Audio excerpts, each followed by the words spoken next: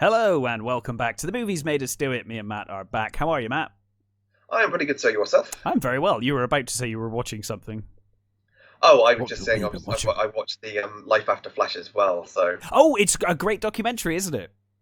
it is Sad. really, really good. But great. Actually, it worked out okay in the end. But Yeah, yeah, so that gives away what we're doing today. Although the title would have yes. given it away. We are, of course, talking about the legendary Flash Gordon from 1980, the 1980 movie. Yeah. When did you first see this crazy fucking film? Well, I'm guessing either on TV Yeah, I think TV for me as well. or it would have been VHS. I think might have even been Beta if it was. I mean, we are talking 1980, so it might have been really early. One of the really early movies I watched on video. Yeah. It's But weird. it would have been definitely around the same time I watched. For fuck's sake. The old serials? No, I watched. Obviously, yeah. So to be honest, yes, because the old serials used to be one of those things that they play on holidays, on summer holidays and things. So you watch those, get up in the morning and you watch those along with your cartoons and stuff. Yeah. So yeah, it would have been then. No, I was thinking with Empire. I would have watched it probably around the same time as I watched Empire. Oh, okay. Yeah. Well, I guess it's around the same time, right? 1980. Yeah. It is.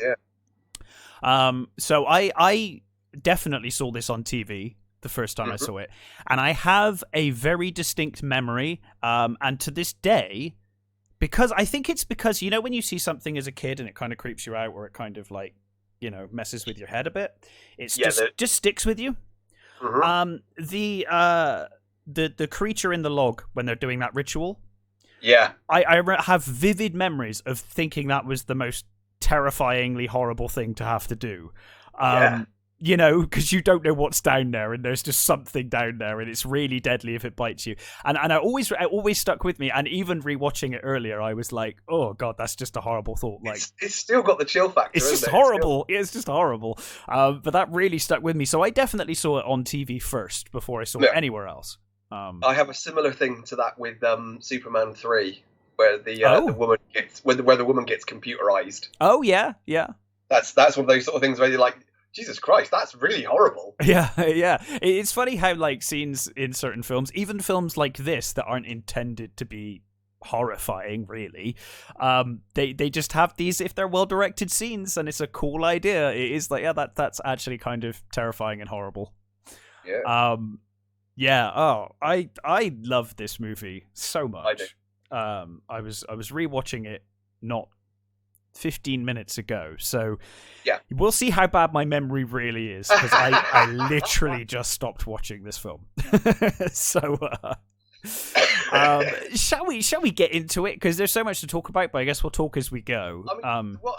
There's so much to love about this movie. I mean, the thing is, like, the very fact that it didn't do very well in America, it kind of tanked in the States, and it did really well over here in England, and it did well in quite a lot of places in Europe. And it's, I guess, it's the sensibilities of the movie. Maybe the weird campness just sort of appealed to the English and the Europeans more than it did the Americans. I don't know. I mean, it was up against some pretty, stiff competition that year. There was a lot of, really good movies that came at the same time. So it's not like it was the only thing around No, it's not like it wasn't competitionless. And it's a really odd movie. I just wonder whether we kind of got it more than America did, if that makes sense. Like, I kind of, I think certain kinds of people will watch this film and think, God, this is like tacky and cheesy and weird. But those of us that have watched the old serials, that are into, 30s, 40s, 50s sci-fi, can just see all of that and what they're intending to do with this film, and it's just fucking brilliant. I like the Brian Blessed said that he doesn't understand when people call it camp, and Brian Blessed said it's comic book serial. Yes, it is. It's absolutely. It's completely that. Because I think that the one of the things that I love about the movie that people sort of forget is, yes, it's camp and a bit silly at times, but everybody's taking it serious. Yes, it's played absolutely straight, and that's one of the things I love about it as well. I really love that. No one is like, nudging you, being like, get it? Everyone is playing the character as if they are that character. Yeah, and I love the fact that this is a Mike Hodges film after the other week when we did Get Carter, his first movie, and you think, what a stark contrast. But what a broad talent that man has. Yeah. Because you'd never imagine, that's like, it would almost be, I don't know, I'm trying to think of a comparison, but, the scope and direction here is insane, Yeah, and I think the funny thing is that up until one, quite heavily into the production, it was going to be Nick Roche doing it. Yes, yeah. And he wanted to make it way more cerebral and, more thoughtful. And De Laurentiis was like, no, this is, you're making it too thoughtful. You can't, this is, so he got rid of him and he picked Mike Hodges. And Mike Hodges couldn't understand why he, picked him. And he said, he asked him, why did you pick me? And De Laurentiis just said, I liked your face. That was the only reason he picked him.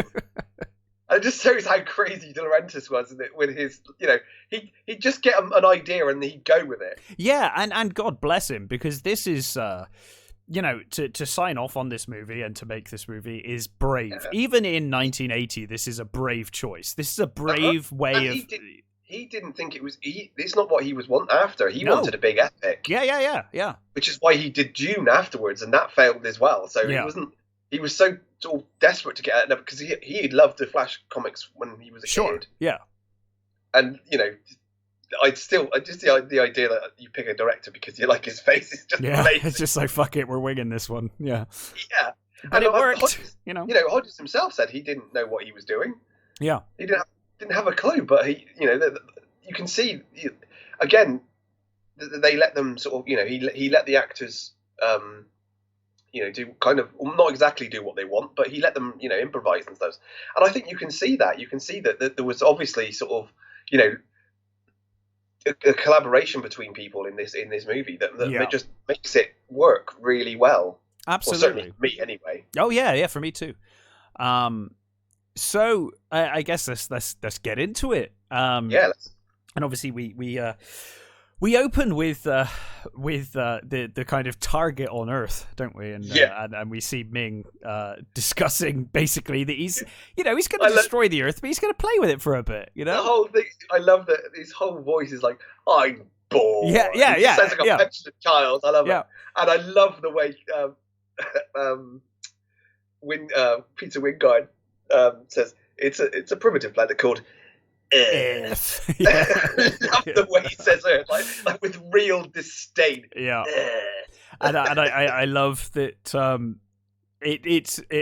He's got just buttons for each thing he could want to. It's like earthquake, like hot hail, tornadoes, like a cartoon supervillain. Yeah, it's fantastic. He's got all the buttons ready to go. Yeah. And of course, I think it opens with him using earthquake, doesn't it? And then he switches to like tornadoes and finally to hot hail. Which I think is when we catch up with, or we first meet Flash and Dale on the plane. And they're flying through the storm, aren't they? There's a weird shot that I'd never really thought of before at the beginning of this. They get on the plane takes off, and there's a very odd shot of the plane taking off, and there's a guy sort of leaning on two cars, just sort of sat there, and it's like, what is that dude doing? Why? It looks like almost a sinister shot of this guy sort of sat there like he's planned something. It's like, is he waiting for the plane to explode or something? It's really weird. Maybe he's like, I reckon this plane won't survive the storm. I'm going to sit here and watch, see how far they get. Good luck moments, good luck and eat it. But yeah, we're introduced to Flash, who's like basically trying to help. Like, I don't know how much it's kind of it's made clear very soon that Flash has very limited piloting experience. Like he's barely trained, and yet he's giving advice to the trained pilots to get through this storm. You should go higher. It's like, yeah, thanks, Flash. We thanks, know. Flash, with your 1 day's yeah, with your 1 day's like training on this flying. Is one of the things I love about his performance. Oh, it's great. Is he has this sort of naive, childlike quality. He does, and he's so sort of super upbeat and like, you know, almost happy to be there. I think it's because I don't think Sam Jones, bless him, was much of an actor. No, and that really lends itself to Flash in this movie because he comes across like, you know, just naive and he very much matches the tone of the movie, the way that he portrays Flash and the way that he is. But I must say, he's slightly like sort of like a more happy version of Jack Burton, isn't he? Yeah. He's chucked into these things and doesn't really know what he's doing, but he's going to give it a goddamn good go anyway. Yeah, he's going to do his best with this crazy situation. Though I must say, his conversation here with Dale comes across really creepy. It is, when he's like, "Oh, you're a pretty girl. Why were you alone? I was watching you. I got your name from this person. Why were you on your own?" And it's like, what? It's like, I'm sure that wasn't the intent, but it comes across a bit not creepy. Like this. It's a very big plane, and you're going to be on your own with this lunatic. Yeah. But welcome to your stalker. Yeah, exactly. But yeah, and then of course they see the skies turn red, and Flash sees the sky changing, and he's kind of lost for words. And Dale looks out, and then I think we cut to Zarkov, don't we? At that point, yeah, I think so. Yeah, and he's obviously been saying that he, you know, for years now, I guess he's been ranting and raving about they're coming to kill us. They're coming to invade us or whatever. Yeah, and I love the whole. Again, it's one of those that's an amazingly well timed bit of newscaster information there. It's like he wakes up and the TV's on, and they're talking about him being fired from NASA. Yeah, he's like, oh, that was weird.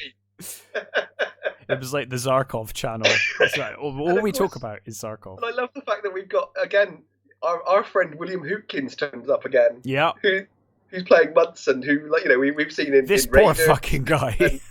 and Porkins. Whenever you see him in anything, you know Batman. he's screwed. Like, there's no way he's surviving. No. Brilliant. And I just love that they've got this. He's built this rocket in this like massive greenhouse sort of thing. Yeah. Hot house. Yeah. And there's and I love the way he sort of says to him, you know, about going up. And Munson's like, going up in that? It's like, what did you think you were building? Yeah, what did you think you were doing? Like, this was always on the card. Two of you here. And like, he must have known as he was assisting with this that it needed two people to pilot it, so he must have known that he was going to be going up. Like, yeah. I guess maybe he's like, I'm not going up while there's molten bits of moon rock falling on us. Yeah. Maybe that's what it is. But yeah, you're absolutely right. It does come across a bit like, well, what were you expecting? But I love that, like, he refuses to go up in the rocket, so Zarkov pulls a gun on him. And then he runs away, and Zarkov's like, why are you running away? And it's like, you're pointing a gun at him. Like, you're gonna shoot the guy. Like, yeah. He almost like, he's like, he points a gun at him and threatens to shoot him. Then he runs away and he's like, why are you running away from me? I don't understand. Yeah. It's just like, I don't understand. You know, I'm not going to shoot you or anything. No, you're fine. Yeah. And then of course we cut back to the plane again, and now the shit's going down because you get like a big sort of Ming face fireball hits the cockpit and takes the pilots out. It doesn't damage the plane at all, apart from the windows break. And it takes the window pilots. out, and that's it. And takes the pilots, and that's all it is. But everything else is fine. And of course, Flash opens, and he opens the door. And he's like, "What the hell? Like, no one's here." Grabs the controls. The door is just the curtain. Curtain, yeah. Grabs the controls, and of course, tells Dale to do the same. He's like, you know, we need to pull this plane up. And this is where she says, like, you know, what are the, you know, you've learned how to land, right? And he's like, oh, I was afraid you were going to ask that. It's like, yeah. We didn't get that far. Which means I'm assuming that is literally lesson number 1, isn't it? You're like taken up and they're like, okay, take over the controls while we're in the sky and you'll learn how to just control it in the air. next comes landing, next comes, like, so he's like, when he was giving advice to these pilots at the start, he had no goddamn business giving advice to these pilots. Nope. At all. None at all. None at all. But yes, and of course the plane is hit by the hot hail and comes down as Zarkov is trying to convince Munson to join him, basically. It's such a brilliant scene. Munson goes out the door and you think he gets away, and then you see the plane coming towards him, so he runs back. And I love Topple's joy of seeing him come back through the door. It's like, you've come back! Yeah. And it's like the plane follows him through. And I presume, he falls over, so I presume he gets squished. My assumption has always been that he was crushed by the plane. Yeah, I've always presumed he got squished. He might have rolled away from the other side, but I don't think he did. Yeah, I always assumed he's dead. This guy dies in every movie he's in, so I'm assuming he's died. Yeah, and of course, Flash and Dale get out of this plane, not a scratch on them. And I love they even comment on it, because Zarkov's like, "Are you all right?" And Flash is like, "Somehow, yes." like yeah, against all the odds. That they went through a glass wall or anything, and then with an open cockpit, they didn't get cut to pieces. Nope, they were fine. And of course he's like, I'm really sorry. Like, insurance will cover the damages. I'm sure. I need to borrow your phone. And Zarkov's like, yes, my phone. It's in that rocket. It's just in there. Yeah, it's just in that massive phone booth. Yeah. So of course, dutifully, they both enter the rocket, and as they do, Dale says, like, I recognize that guy. He's Zarkov. He's fucking insane. Yeah. And of course Zarkov comes in and basically says, he pulls a gun on them and says, look, I need one of you to stay here. And he picks says Dale. She's lighter. He's too heavy, so he wants him to go. Mm-hmm. And Flash says, okay, I'm gonna go. And he kind of steps outside and then immediately comes in with like a football tackle. And during the struggle, of course, the rocket is ignited and they set off into the vortex. Set off by Zarkov's head on hitting yes, the big red button. Yeah. And they're off to the planet Mongo. Yeah, you get the vortex that they go through. Yes, yeah. And that is one of the things I love about this movie, how colourful it is. Oh, it's beautiful. It's beautiful. It's so beautiful colour. And the skies, the skies are so amazing. It's literally just paint in a tank. Yes, yeah, but what an effect, though. Paint in a tank, and it's just so well done. And alien. It looks so alien. Yeah. But yeah, and of course, as soon as they're on Mongo, they're immediately taken prisoner. Like, that's that.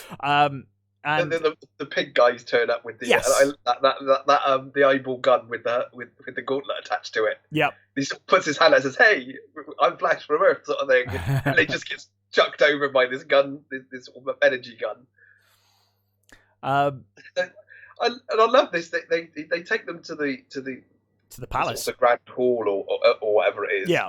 And I love the way Zarkov is like in the space of like seconds. Zarkov has already made like these amazing deductions, like, oh well, they obviously want to be overthrown. They obviously, these are good people, and this, they can't wait to overthrow their shackles and stuff. And you think, how do you know that? The thing is, they can't be good people. They've got skulls for masks. He comes across never usually a good sign. No, not normally.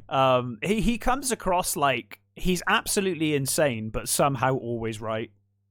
Yeah. In spite of, like, there's no reason how he should know that Ming was going to try and blow up the Earth. There's no reason he should know that these different factions want to unite to fight against Ming. There's no reason for him to know any of this, and yet he is right. Yeah. So yes. So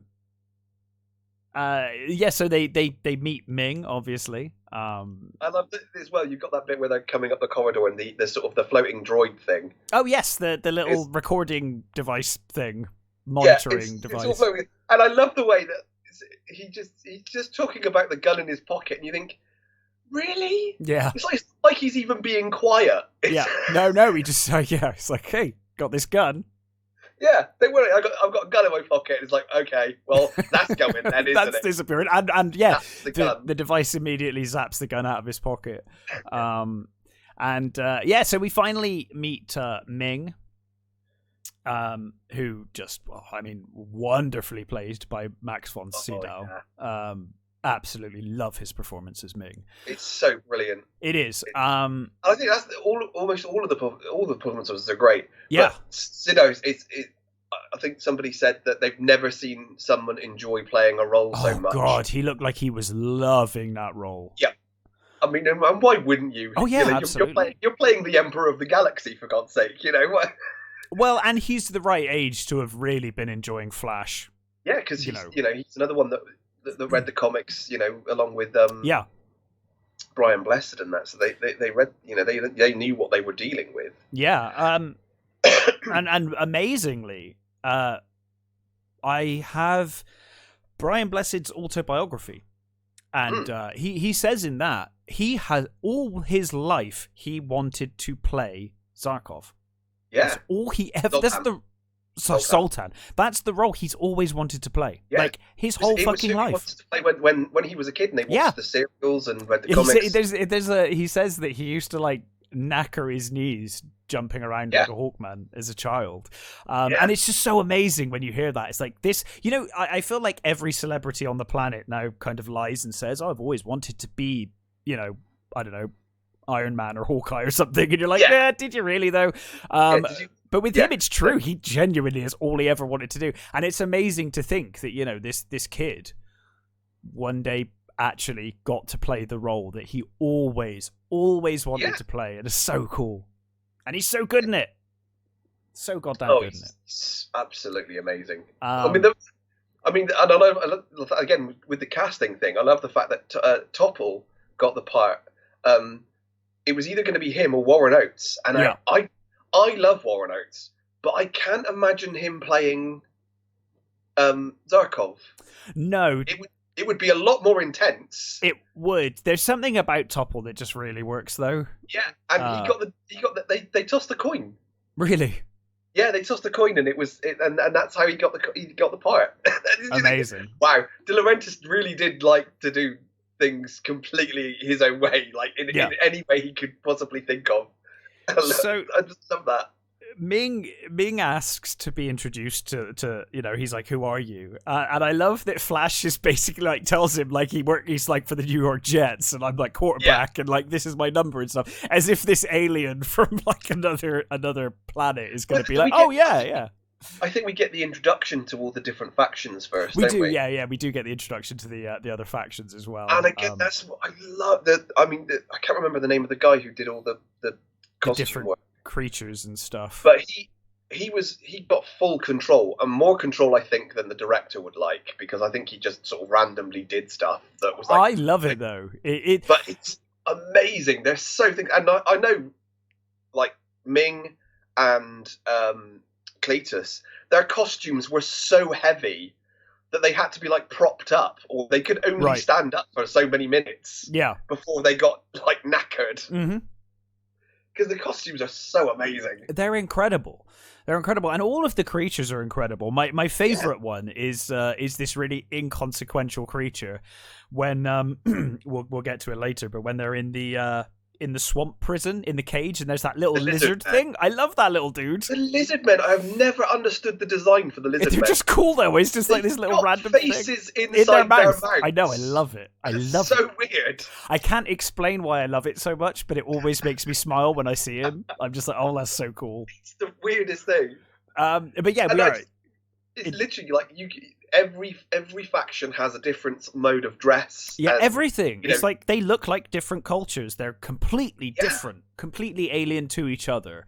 And they're all supposed to be there to give tribute to Ming. Yes, yeah. Basically, he's conquered all of them, and basically they have their own kind of puppet leaders, but ultimately Ming's in charge of everything. Yeah, I think they've basically shown you that after he takes over a sort of he gives a civilization, he kind of he reduces them to like a smaller faction, and then he gives them a corner of his empire to. That's right, because that's what he offers Flash. Ultimately, he offers Flash the same thing. He's like, once I've conquered Earth, they'll just be like brainless slaves, and they'll follow you whatever you do. Yeah. So, you can become the ruler of Earth, in the same way. Prince Baron is in charge of Aboria. Yeah. And like you get Zoltan or Voltan, yeah. Yeah, he's giving his tribute of these crystals from Aboria. Yes, and then of course we get Baron come raging in to Prince Baron coming in and saying that he stole it. Establishes the sort of the rivalry between those two. And again, Timothy Dalton playing Prince Baron. He is literally, like he said, I'm going to play him like Errol Flynn. Fine.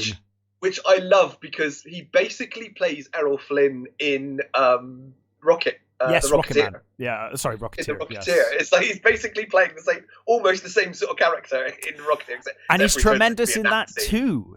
He's tremendous in that too. I absolutely love Dalton. I think he's fantastic. A tremendous actor. I think I've liked him in everything I've seen him in. Everything he turns up on, I'm like, oh, he's great. I mean, he even turned out to be one of the Rassilons at one point as well. He did. Oh God, I was so happy when I saw he was Rassilon. I was like, oh my God, brilliant, wasn't it? And then when they brought him back again, he was some old dude. I was like, oh. Yeah. That's a shame. Yeah, definitely. So Ming asks who they are, and then he kind of orders Dale to come to him, and she refuses. So this is where we get introduced to his ring of mind. No, I think we get isn't the we get the other ones first. We get the sort of African looking guys. Oh, the ones that tried the assassination. Yes, you're right. Yeah, and you're absolutely right. He says he doesn't bring it.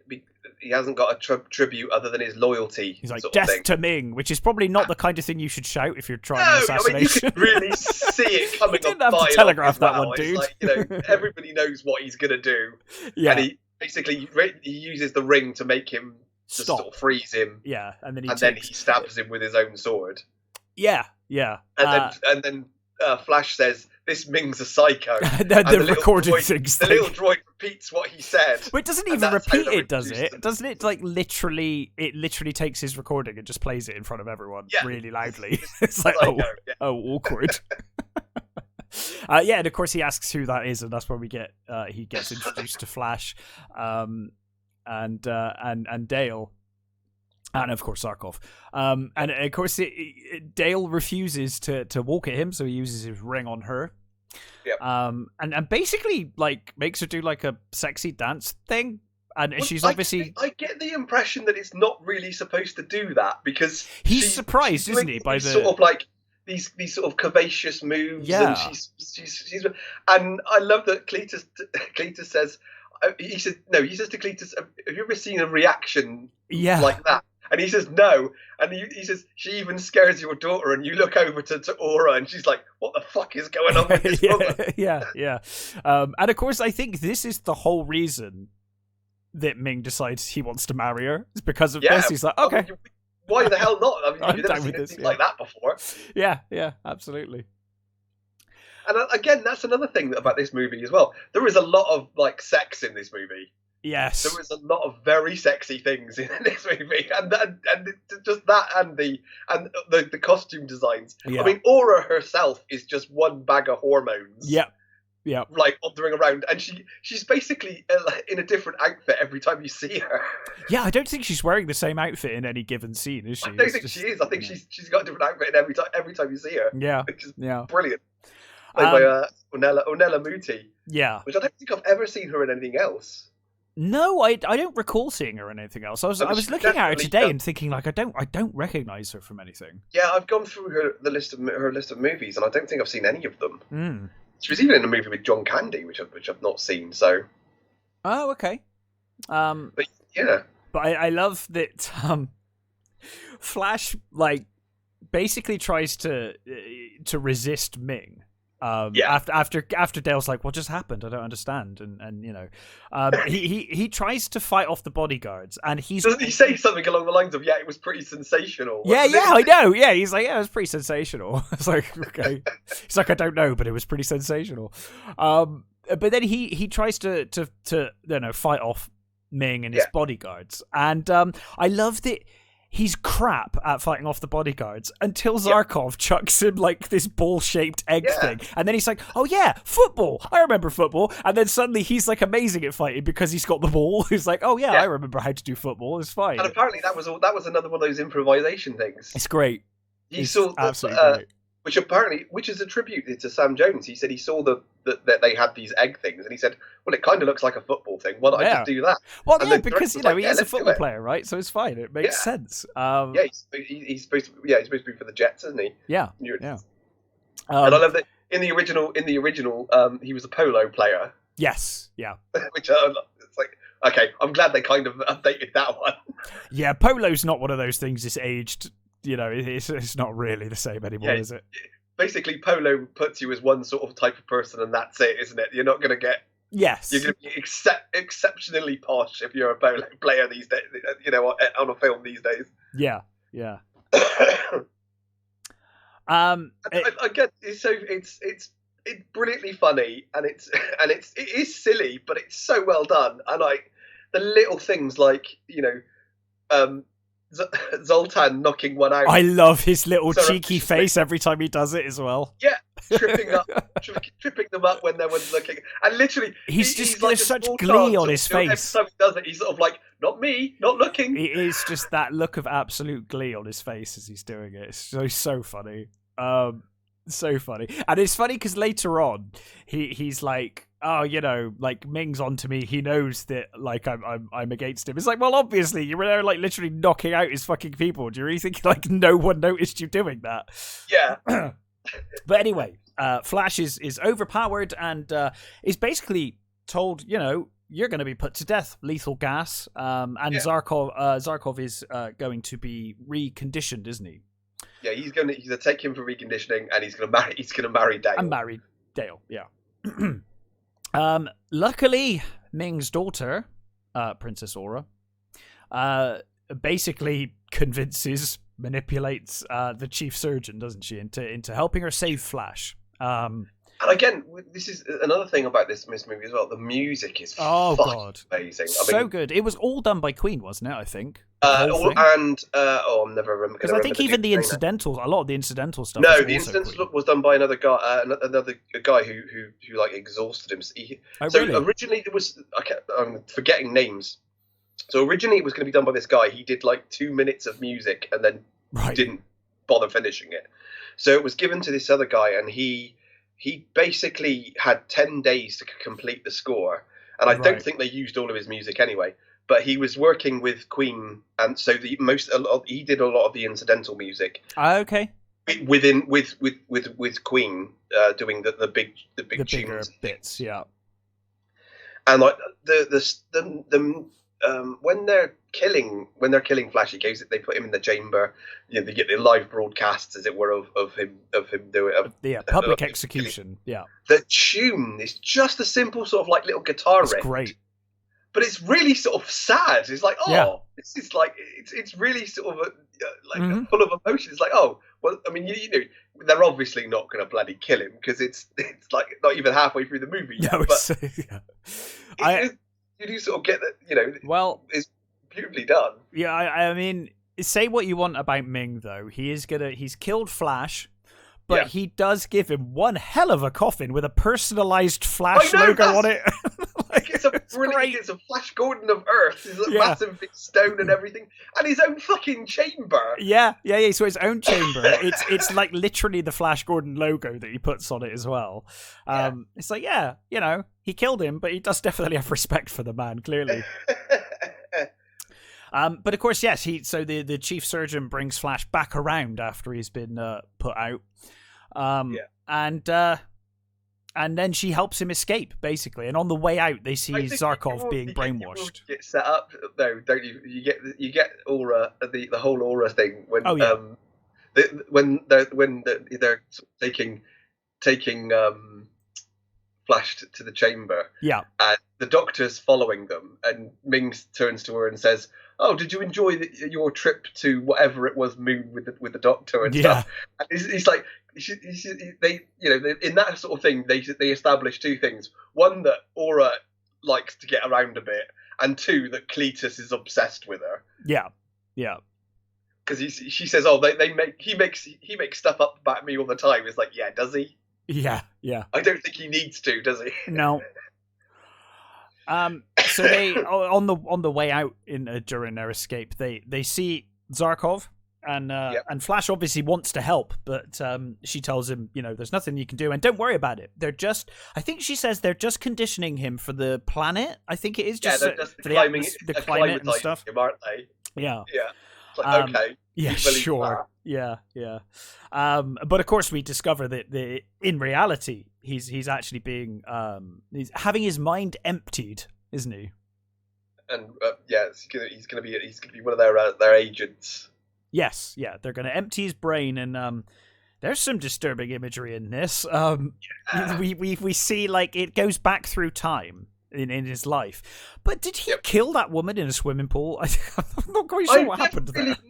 I've never really known whether that's because they chuck her in the swimming pool, and then it's like she's dead, but it's like, is it? Yeah. It's almost because then he's got her and she's like dead, wet on the side of the pool, and he's holding her, and it's like, did you kill her? Like, what happened? I'm not sure whether that's supposed to be two separate scenes. Like they chuck her in the pool as a joke at one point, and then later on she actually drowns in it, or whether they act. I presume they didn't mean to drown her. It just comes across quite sinister, the order of scenes. Scene, yeah. And then they of course see Hitler, and they're like, this guy had potential. This guy showed promise. Yeah. As if we needed to know that they were evil. I think we established that you're evil, guys. Yeah, I think we figured that one out. Yeah. And of course, meanwhile, Flash flees with Aura onto a shuttle, and they head to Aboria, where, of course, ruled over by Prince Barin. But on the way, Flash demands. He says, I need to talk to Dale." She's contacting Baron to tell them that they're on the way. They're on the way. To tell them that she's on the way. Yes. With the mind thing, with the mind phone. It's or like whatever. some telepathic phone thing. Yeah. And she wants to use it to talk to Dale. Yeah. And she refuses to tell him. No, she says, "You have to persuade me better than that." Because all she wants to do is get in his pants, and he's like, he's sort of. Well, the moment he's captured, she says, "Don't kill him. I want him." She's like, I want this man. Like, this one's mine. So she's like immediately wants him. So she's like, you have to convince me. And of course he does. He manages to get through to Dale, who's locked in Ming's bedchamber at the time. Yeah, she's had a drink of this stuff. The stuff that he says. The maid comes in with this green stuff and says, "Yes, I can't remember what she says exactly." Will it help me to forget? And he says, "No, but it'll help you not mind, not care." Yeah. So he gets through to her and basically reveals that he's alive. It's I like this. It's like she starts, Aura starts coming onto him while he's having this conversation. Kissing him and running her hands along his chest and stuff. And he's like, this girl's really turning me on. And she's like, and Dale's like, what was that? He's like, forget I thought it. Yeah, he says, forget I thought it. Wrong person. It wasn't about you. And it's like, that just makes it sound even worse. Yeah. But yeah.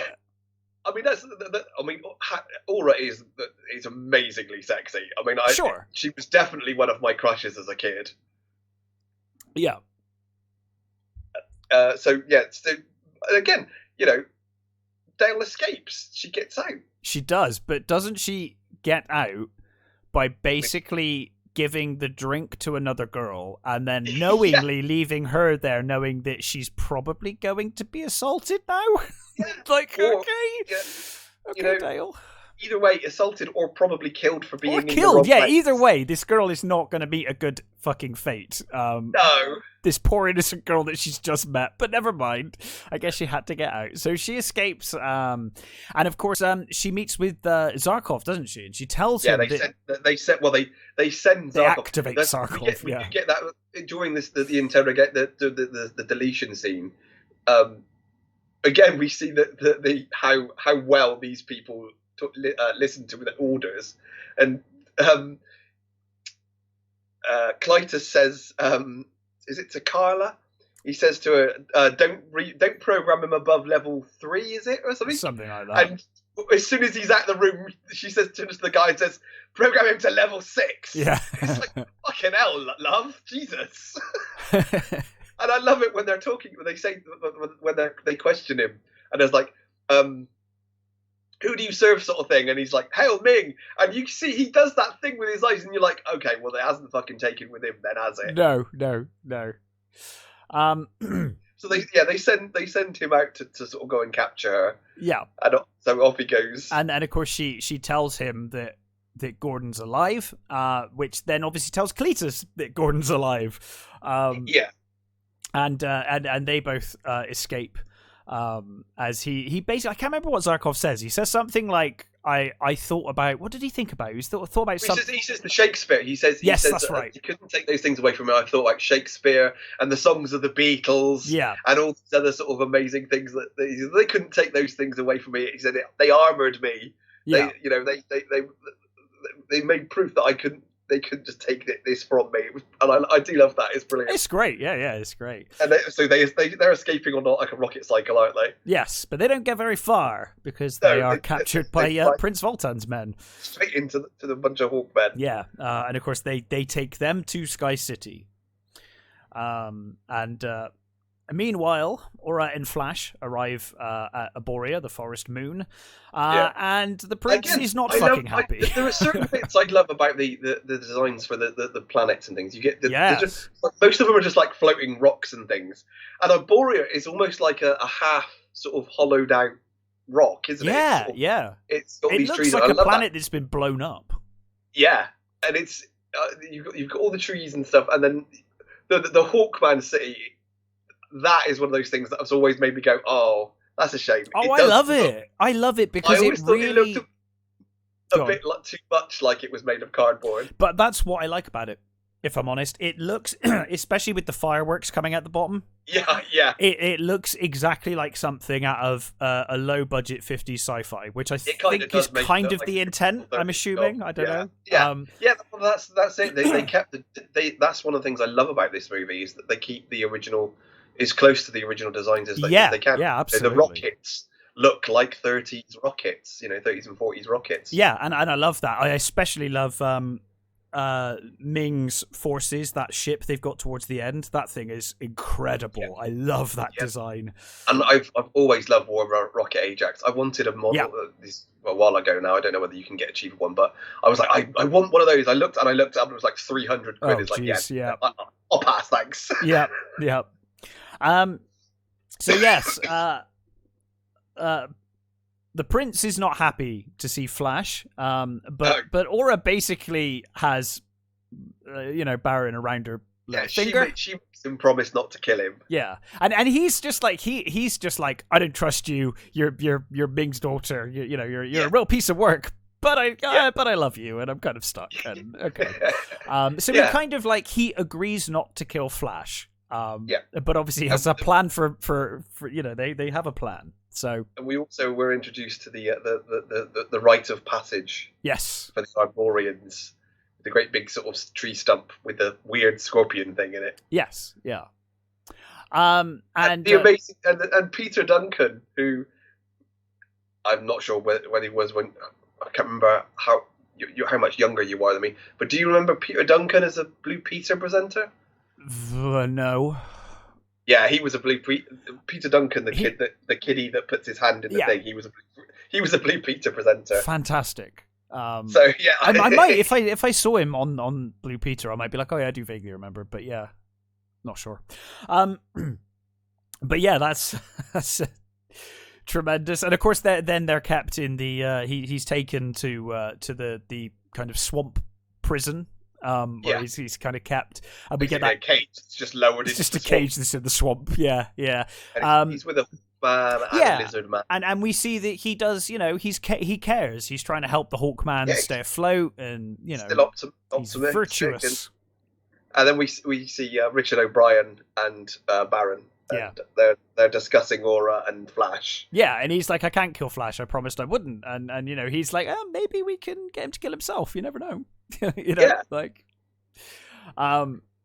Which is weird because you're like, I don't think you need an elaborate plot for this. I'm pretty sure it looks like a pretty inhospitable planet. I'm pretty sure you could just have him die any number of ways. And just be like, hey, you escaped the prison and got killed by... Just let him go. I'm sure he'll... There's enough... We will see very soon, yeah. Kill him. That fucking spider thing is horrible, but we'll get to that. It is horrible. It's stupidly simple, but really gross. And effective, yeah.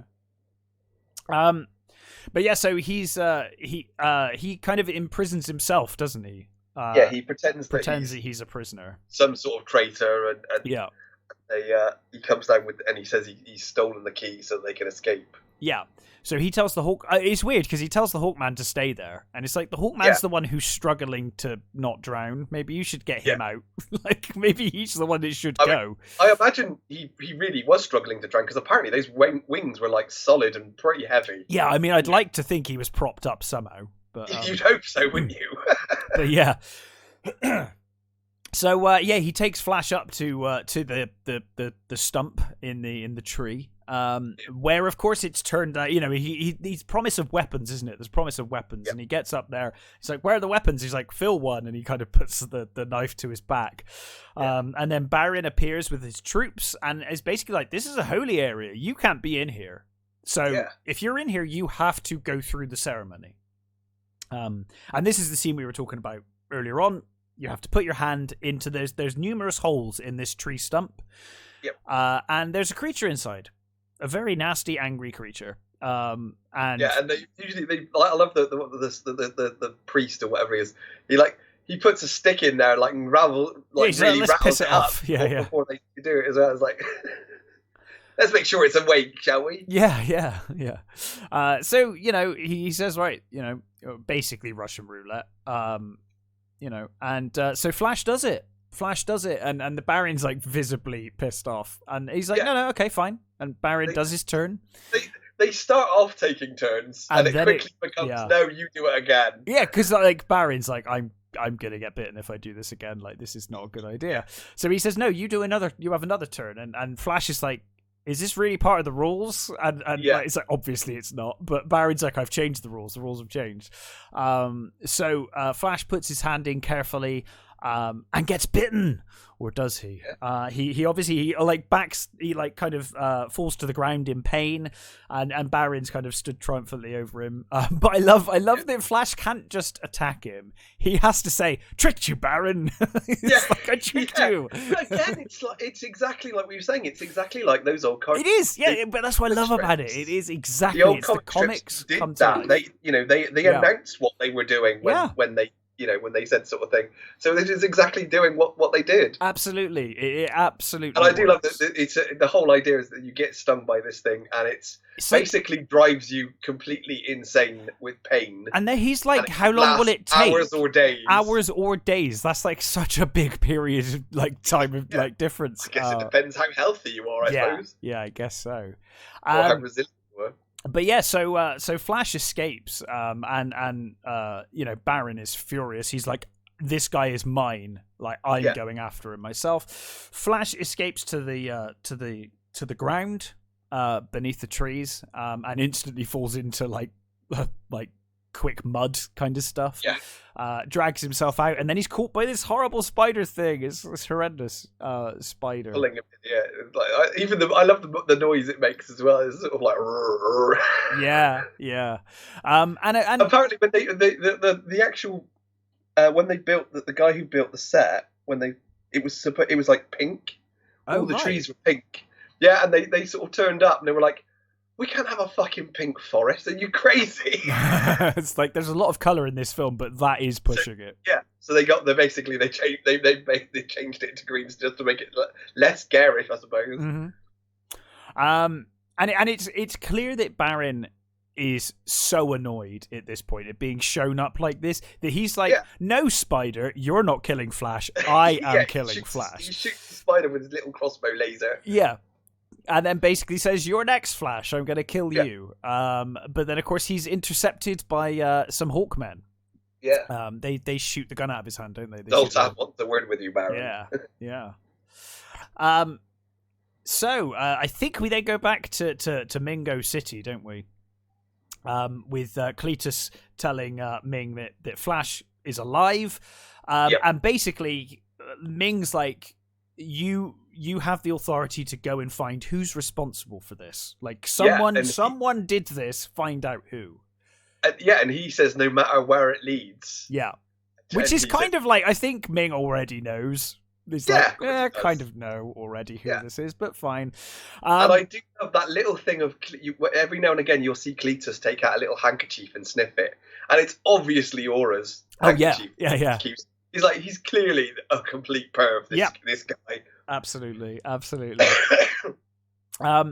So Aura returns to the city and is immediately just taken prisoner and tortured by Cletus, and I think her name is Kala, isn't it? General Kala. And they force her to basically confess. But what I love is she's like, take this to Ming. Like, Ming won't have this. I'm his daughter. I'm a princess of the royal blood, she says. You can't torture me like this. And then he's like, sure. I want to speak to my father. And he says, oh, okay then. And they turns the light on, and you can see that he's behind this little But panel. not only is he behind it, he's like eating popcorn or something. Yeah. He's like eating and just like having a great time back there. Like, so they're like lounging in the most sort of amazing position with this like goblet of something. Whatever, grapes or something. Yeah. And he's just there popping them into his mouth and enjoying the show. It's fantastic. I love it. And he says, bring the boar worms. And she's like, not the boar worms. I still have to this day no idea what the boar worms are. But it's so much more powerful when you don't know. I'm assuming it's like some Wrath of Khan shit, to be honest. They're definitely fucking horrible, whatever it is. Yeah. So basically, they force her to confess that she helped Flash escape. Then her Ming and Cletus have their discussion about what are they going to do with her. They should kill her, but Ming says no, killing her is too good. We're going to send her to Phrygia, the ice moon, after the wedding, and she's going to spend a year there. And then he basically says, like, after that, maybe she could marry you, because he's like, maybe then we'll marry her off to someone worthy. Else, someone who would appreciate her, sort of thing. So it's like, God, this really is a fate worse than death. Like, you're going to an ice moon to be banished for a year, and then you're going to marry this absolute perv. Like, oh great, it's not going to go well for you, is it, love? No. But so meanwhile, Flash and Baron are taken to Sky City. And they're reunited, Flash and Dale, very briefly, and Flash basically like says, she's like, oh, I've got so much to tell you, and he's like, save it for our kids. It's like, I know. You met like an hour ago. You've known this woman for like less than 24 hours, I think. And then he's taken away, and she's like, I just got engaged. It's like, what? Yeah. This is moving very fast. I guess with all that's going on, you really think about your priorities in life, I guess. Yeah. So Flash is forced to fight Baron to the death. Well, Baron basically says, no. He says something along about no Prince of Mongo who's captured outside of his kingdom. It's some rule, isn't it? Cannot be ransomed without right of combat. Yes. And I love that him, Zoltan and his second, and he says they assume it's going to be him. Zoltan's like, I get to fight you. That's great. Loro. He says to him, is there such a clause? And it's like, what a pain. I'm afraid there is. And Zoltan says, what a damn nuisance. And then I love the way he sits down and he says, and who do you choose? And he even like puts his thumb against his chest. Yeah. And he says him. And he's like, what? But yeah, they have this like gladiatorial battle on this thing. It's like a topsy-turvy platform thing with spikes and stuff. Hangs over the abyss. Yes, yeah. Basically, the Sky City is just hovering over an abyss. And yeah, this thing just goes straight down. Apparently, they practiced this scene for days and days. I'm not surprised. Apparently, the silver paint on the thing kept coming off on them. So between takes, they'd have to have all the silver paint rubbed off. Oh, really? Yeah. And the spikes were like air pumped up, so that they weren't actual spikes and things. I love it's one of my favourite scenes. And as a kid, this was one of the scenes that you recreate all the time. Yeah. Oh, yeah. Yeah. Absolutely. I just love doing it. Like, you put all the cushions in the middle of the room and you run around, you roll around, pretending you were Flash. Yeah, of course, they fight to the death, but yes. as with whips, and obviously these floor spikes. But I do love that Zoltan's there with his remote control, like just having the best time. Yeah, it's absolutely having a whale of a time. Yeah, it's hilarious. But of course, Flash defeats Baron, but as Baron's about to fall into the abyss, Flash uses the whip to kind of climb down to him and gives him his hand. And, basically earns Baron's trust at that point. Baron says, where you go, I follow. What is this? And Topol and Zarkov says, humanity. And he's like, madness! Yeah. And then, of course, the alarms go off. Yes, there's the Ming's forces have arrived. And of course they look to Voltan for help. They say, we can team up and whatnot. And Voltan's like, no, we've got no chance. Baron says, he's shown us the way. We can do this. Yeah. But Voltan, I think Baron says something along the lines of he needs another year. Yes, to get the weaponry needed. Weapons, but he says he needs another year before they can do it. So Voltan basically orders his Hawkmen to flee. He's like, we're done here. Ming knows that we've betrayed him. We need to flee. So they head off for the Forest Moon, don't they? I think. Yeah. And they basically leave Flash and Baron to their fate. Yeah. So they basically. Well, Ming comes down and he says basically take the others off but leave Flash there. Yes. Well, don't they kill Cletus first? Oh shit! I forgot about Cletus. Yes, they throw him onto the spikes with his eyes pop out. Up first, isn't it? Not yeah, not Ming. Yes. Oh dear, that's a bad thing that's to forget. It happens. Yes. So yes, Cletus turns up and Cletus says, everybody's going to be executed, basically. Yeah. And they basically throw him on the spikes and his eyes pop out of his head. It's great. Again, that's so gross. It's great. Like his tongue's sort of like proper popping out of his head. And apparently Peter Wingard was so upset. He's like, no, I can't die. I need to, because they were all contracted for maybe two or three movies. Yeah. So he's like, no, I need to be in the sequel, so you can't kill me off. And he was like refusing to die, and eventually they were like, you're fucking dying, just get on with it. Dude, you're a guy in a gold mask. If you don't die, we'll just get someone to wear the mask and die. So your character's dying either way. Like, just deal with it. There's something I'd never noticed before, and I don't know why I've never noticed it. I never noticed that Cletus just has one gold arm. I didn't even notice it this time I watched it. No, his right arm is just gold, and he doesn't move it as much, and I don't know whether that's because it's not real or something, or yeah, I'm not sure. I mean, I'd never noticed that before. I noticed that this time round for some reason. But yeah, he gets picked up, squished on there, and then of course Baron's like, "You've ruined." Zoltan's like, "You've ruined us. That's it. We're fucked." Yeah. And that's that's when Ming turns up, basically. Yes, Ming turns up, and he basically orders Baron, Zarkov, and Dale to be taken aboard the ship.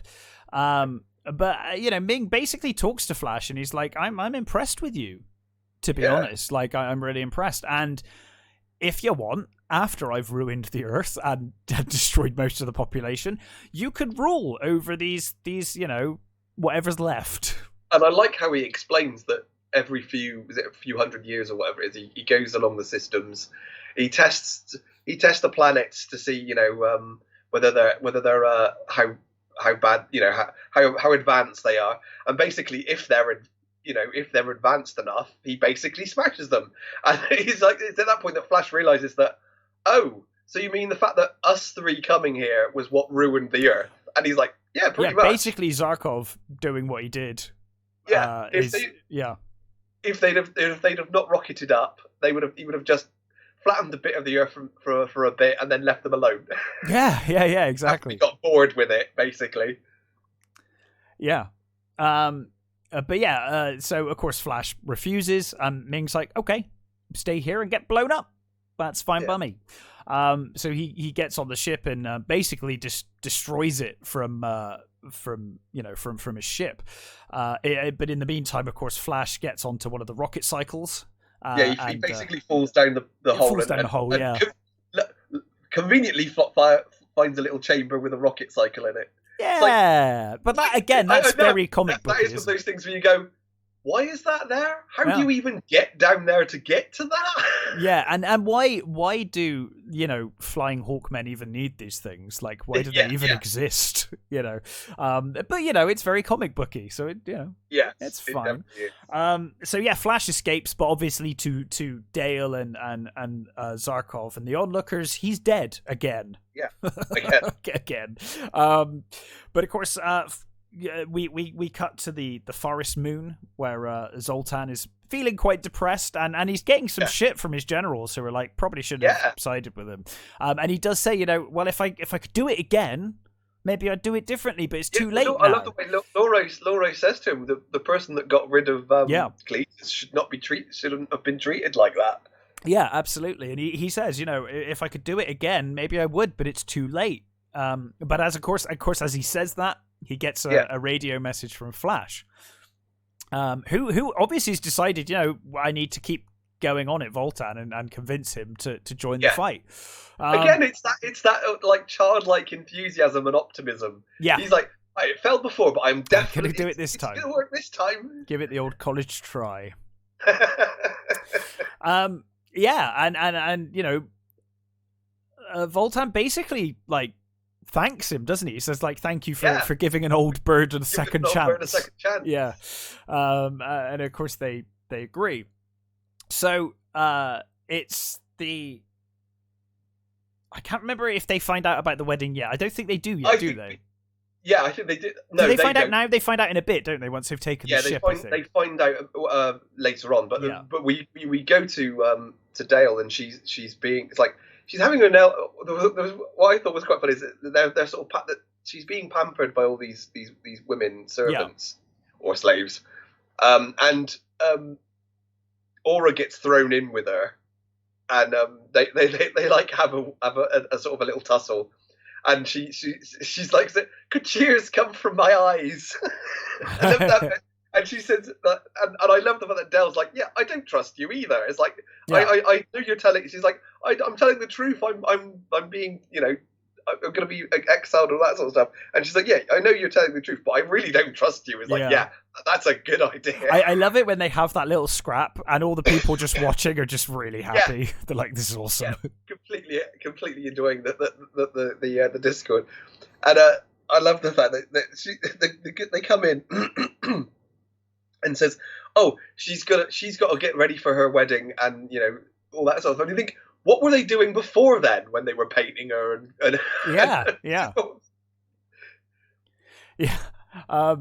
So Flash basically he kind of on the rocket cycle he basically he buzzes them, doesn't he? Does an attack, he kind of does like a buzz and they shoot at him, and of course the bait works. And they send the ship after him. And all of the Hawkmen are hiding behind this cloud formation, aren't they? Yeah. And he's, I mean, you get all the voice bites from the Flash tune. You get all that like and fire and things, and dispatch War Rocket Ajax to bring back his body. Yeah, brilliant. It's great. It's great. I love it so much. And this again, you get these great sort of little bits where you get they're throwing up the lightning shield around the palace. Yeah, and I love that sort of bit. You get the sort of like the cut to you cut to Ming, who's like walking up these stairs, and it's like there's no cause for alarm. The guns are just being fired in continual salute. Yeah. It's like sure. nothing wrong here at all. So yeah, they tried to like electrify the cloud, thinking that Flash is in there. And then finally they send the ship in. And again, I love that the sky is amazing, and you get the cloud cover. You get this sort of almost like a Jaws moment where the fin comes out of the cloud and stuff. It's great. It's such a great design, that thing. God, it's gorgeous. It's brilliant. So then of course, Voltan sends in his Hawkmen, and we get quite a fierce battle as they take control of the rocket. And again, you get the amazing Brian Blessed shouting "Dive!" and stuff. Yeah. And you get that. I think it's probably my favourite tune in the whole movie. The I think it's called "The Hero" or something like that. It's great, that tune. It works so fucking well. It's really good with the battle scene, and I think that's what they did. They'd already finished filming, the majority of it. So I think the band got to see, they got like I don't know whether there were dailies or something. Yeah. But they got to see the movie, beforehand. So they all chose, each member of the band basically chose bits that they wanted to do. Yeah. They write for, and it's so amazing. It works so awesome. you can they really did put a lot of thought into exactly how the music was going to play on this this fight scene. Yeah, it just works amazingly. And really one thing I did think was weird at this is you get is it not Nero? What's his name? So they're all fighting away, and there's an old Hawkman. Yeah, I love him. He's great. Who's basically planting a bomb so that they can get inside. The thing, and he gets hit, and Flash is like, "Oh, they've hit Biro. We've got to get over there." So he sort of flies down, and you do sort of go, "Well, we've had no evidence that he even knows who the fuck that is." Yeah.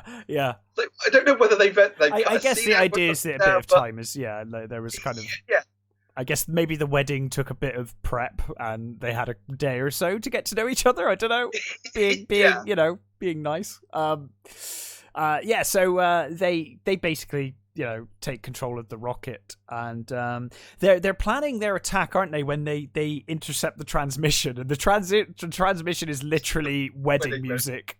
Like, and how useful that Mongo has our wedding march. I know, it's the same march. So okay, we should also say as well during the fight scene, I love Brian Blessed. Oh, Brian Blessed is after the number of wings that go down, and Flash goes off and he calls him an impetuous boy. Yeah. And comes down.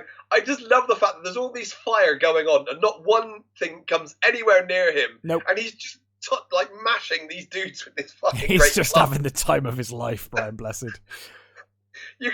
Exactly. You can tell that he just loves this. I mean, it's a childhood dream of his, and it's also Brian Blessed anyway. So the story is I've heard him tell it many times, and he says they're all there. They're all lined up, and they've all got their strings on and stuff. And he's lowered down, and he comes on, and he's going choo choo choo choo choo choo, and he's screaming and there's roar. And he's going, and the director's like cut, and he's like Brian. We put the special effects. Yeah, you don't need to make the noises of the guns, Brian. Oh dear. So yes. Like a kid, funny. Yeah. So basically, now there's a ticking timer because they know that that Dale's going to be married off to Ming. And he's got like 16 minutes left or whatever it is. That's right. Yeah. So in Mingo City, Aura overpowers her guard, doesn't she? And frees Baron and Zarkov, who I think we're about to be executed. I think. Again, this movie it's got some sort of like very like weird sexual politics in it. Yeah. But having said that, both women managed to escape more than once. Yeah, absolutely. They're great female characters. They are. And I love that she gets those. She does that. Oh, would you mind? Or like drops a scarf or something. Like, oops, I dropped my scarf. Could you pick that up? Are so stupid. Yeah. So pick that up, and she takes those like needles out from her belt and just slams them in his bag. Yeah. But yeah, so she frees Baron and Zarkov before they're executed. Yeah. And I love that scene. That you got that you get the they go down to where they're being held, and they've got them hanging up on the wall with a "Long live Flash" written between them. And you come in and Baron's like, tell me more about this man Houdini.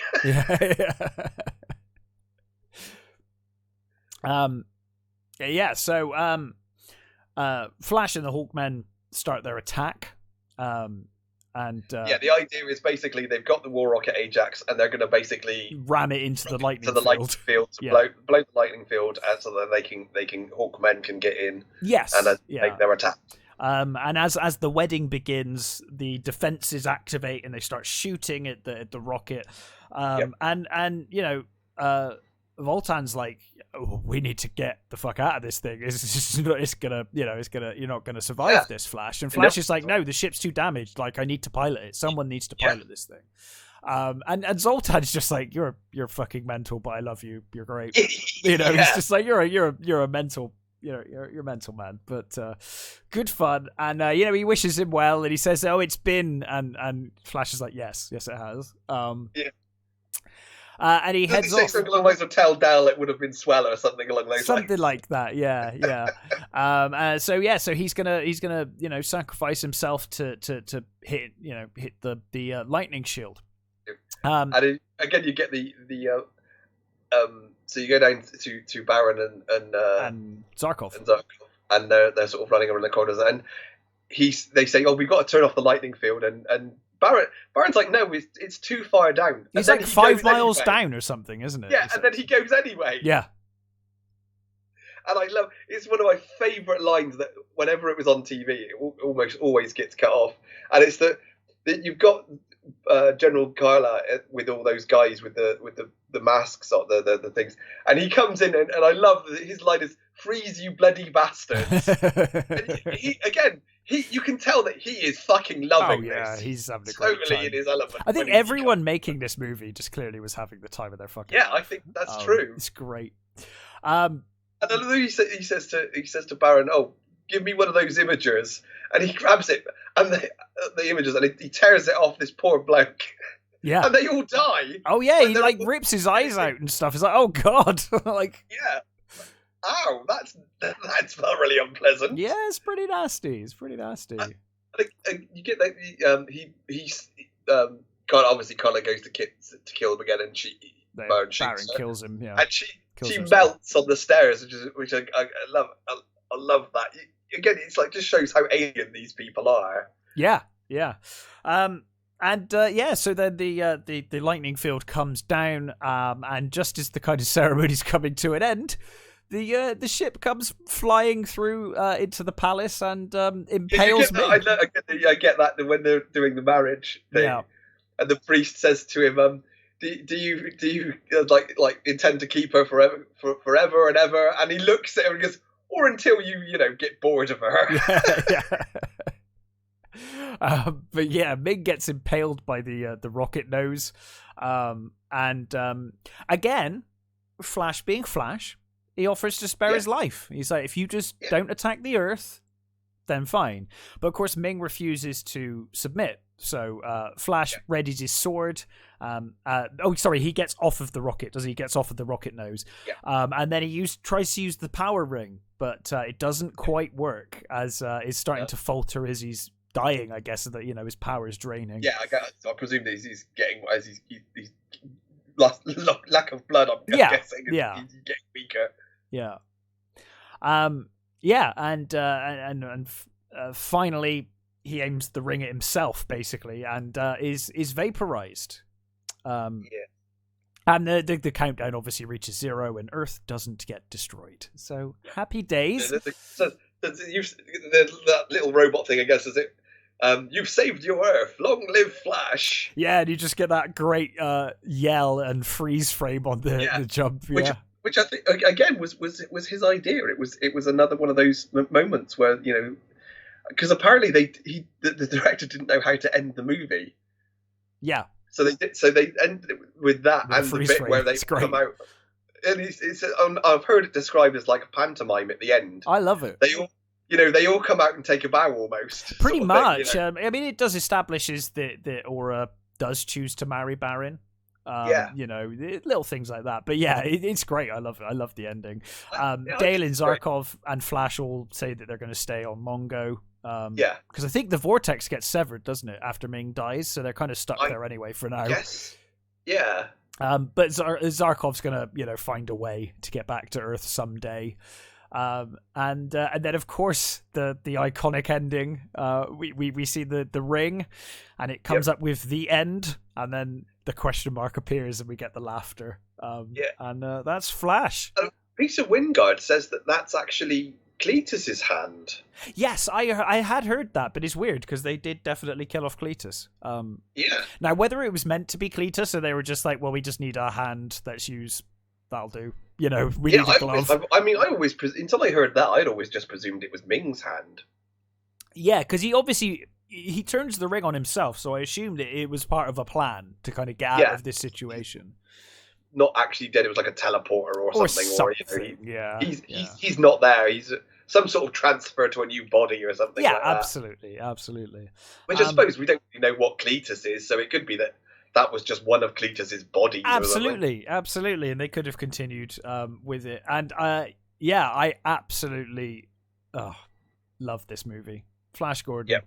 It's like, to me, the absolute ultimate Sunday movie. I can't think of like, maybe only something like Jason and the Argonauts comes close to Flash for a Sunday movie. Yeah, absolutely. It's like, if I'm gonna have a roast meal and watch a movie on a Sunday, Flash Gordon is like top of that list.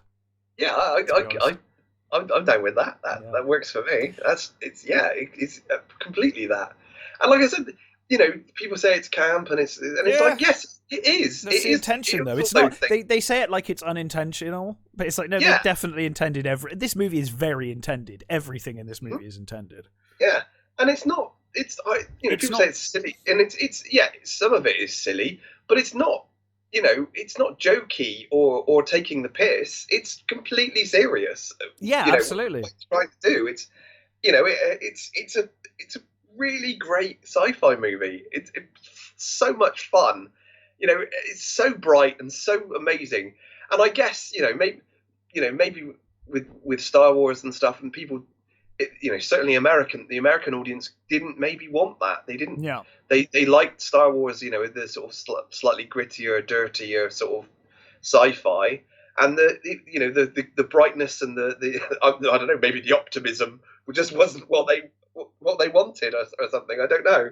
Yeah, I'm not sure. I mean, it's obviously not gonna be for everyone, this movie. No. But oh god, it's so good. I like, for years I was so sort of like, when's Flash Gordon 2 coming out? When's that? I wish. Made? Yeah, I wish. It's such a shame that it didn't get another one, I think. I mean, maybe it would have gone the way of most things, and it would have been a terrible sequel, and it would have ruined it. Maybe. I still would have loved to have seen a sequel. Absolutely. I mean, it's kind of a pity what happened to Sam. It really is, and it's nice to see that his life's kind of back on track now. Yeah, because I mean, he everybody on the set said that he was emotionally too young. They said he was very bolshy, and he started demanding things, and apparently he got into fights outside, of working hours. And De Laurentiis even brought him into the office and said, "Look, you're not a star yet. Don't act like this." Yeah. And he completely ignored him. So when they broke for Christmas, the majority of the filming had been done, and they were just going to do the sound work and do like extra shots and things, they didn't call him back. Yeah. So they didn't, and he got his voices dubbed, which I think that it's not his voice. Yeah. It's never bothered me, but I know it kind of works. I've heard people say that you can tell that it's an English guy doing an American accent, which I think you can tell that it's not an American. It's just that the tone and style of this movie, it just kind of works. Even with the dub. Yeah, I agree. It has got that sort of feel of like the Thunderbirds. Yes, very much the voices they were clearly not done by Americans. No, they were done by English people doing American accents. But for me, it's always worked, and maybe because it is a sort of Thunderbirds type thing that you don't.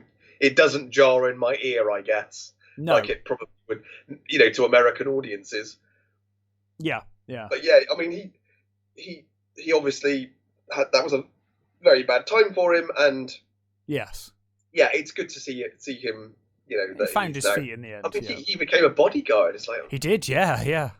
Amazing. Yeah, because he was a Marine before he was. He was. Yeah. Because he in that documentary, he's taking people across the Mexican border, isn't he? Like, people that need protecting and whatnot. And it's like he's like, sometimes they recognize me. It's kind of an awkward conversation of like, yeah, but I am actually trained for this. Like, I am. Flash Gordon is protecting me. Yeah. Well, of course, he says that quite often when they recognize him, it took him a while to get them to trust him because they just saw him as an actor, and they were like, "You're an actor. You can't do this." Where in reality, he is trained and he does know what he's doing. I mean, he's a huge dude. He's like 6'3". He still is. He still looks like in really good shape. He's in amazing shape. But so that was Flash Gordon, and obviously we'll be back next week with our usual review fare. But thank you for listening, everybody, and we will catch you next time.